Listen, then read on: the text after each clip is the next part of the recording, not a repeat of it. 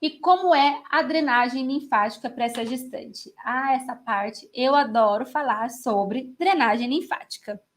Trouxe aqui para vocês até a posição de uma paciente na maca. É uma pergunta muito frequente que eu recebo sempre no meu Instagram. Como posicionar a paciente na maca? Trouxe duas posições aqui. Você pode sim colocar essa paciente nessa posição reta. Tem algumas pessoas, alguns profissionais que dizem que não. Mas se você colocar e essa paciente estiver confortável, você fique confortável também, tá? Pode ser um triângulo como está aqui, como pode ser um travesseiro um pouco mais firme, mais rígido, um pouco mais alto. Não tem problema. Yara, eu não tenho esse triângulo, eu não vou atender paciente gestante? Vai sim. Como você vai levar esse triângulo para a casa da gestante, por exemplo? Eu, quando eu vou atender em domicílio, eu pego um travesseiro, inclusive, da gestante. O travesseiro que ela costuma dormir toda noite. E se ela sentir que está baixo, a gente ergue um pouquinho. Esse rolinho também dá para você fazer com toalhas, no caso de domicílio. Mas tem que elevar um pouquinho essa perna para ajudar a diminuir aí a dor da lombar, né? O esforço da lombar e sempre esse tronco mais elevado.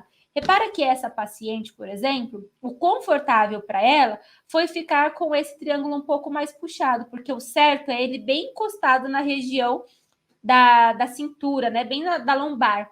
E ela quis ele um pouco mais para trás.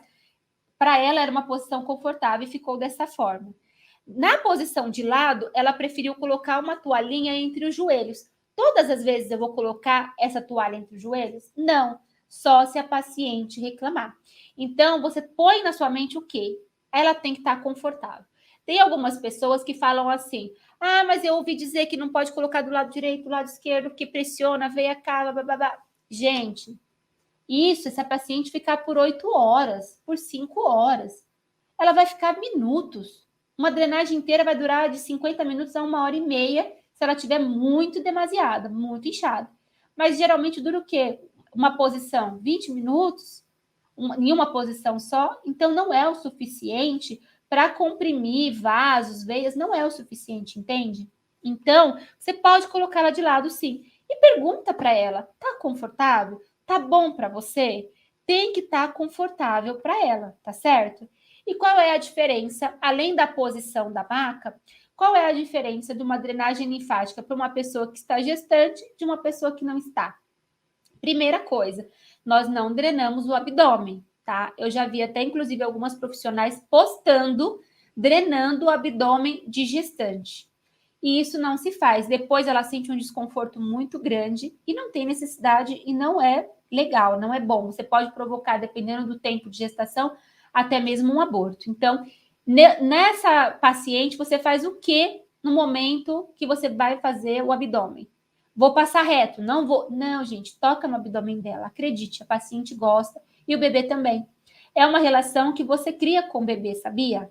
As pacientes, quando trazem o bebê depois para me conhecer, porque elas trazem, eu não faço parte da vida delas, como eu falei para vocês fazerem, então elas trazem o bebê para eu conhecer. Quando elas trazem o bebê para eu conhecer, geralmente os bebês se identificam, tipo, eles não fogem, eles são receptivos. Por quê? Porque ouviram a sua voz, sentiram o seu toque nesse período de gestação, entende? Então não tenha medo. Pode tocar na barriga, passa um olhinho lá, como eu mostrei já naquelas imagens, deslize a mão sobre esse abdômen, abuse disso, tá? Fazer uma estimulação maior nos linfonodos, principalmente essa região aqui, ó, tá? De pescoço, infra e supra clavicular. É importante isso para que você desobstrua. Já que você não pode fazer abdômen, qual a região que está mais rica em linfonodos? Essa região aqui de pescoço, tá? Uma pessoa geralmente tem em média de 400 linfonodos no corpo inteiro. Essa região de pescoço tem 160. Então, você imagina como essa região aqui é rica em linfonodos, certo? Então, essa drenagem linfática, você vai pensar o quê? Por isso que eu estava falando para vocês que é importante conhecer a anatomia e a fisiologia dessa paciente. Para você saber aonde você pode tocar. Qual vai ser mais efetivo, de que forma vai ser mais efetiva essa drenagem. Como, por exemplo, algumas pessoas falam o quê? Não faça drenagem nas mamas. Pois eu faço drenagem nas mamas. Eu obtive conhecimento para isso e eu sei que eu posso sim manipular a mama. Se tiver inchada, por que não? Ah, mas é a produção de leite. Uma paciente gestante não produz leite durante a gestação. O leite vem depois que a criança nasce.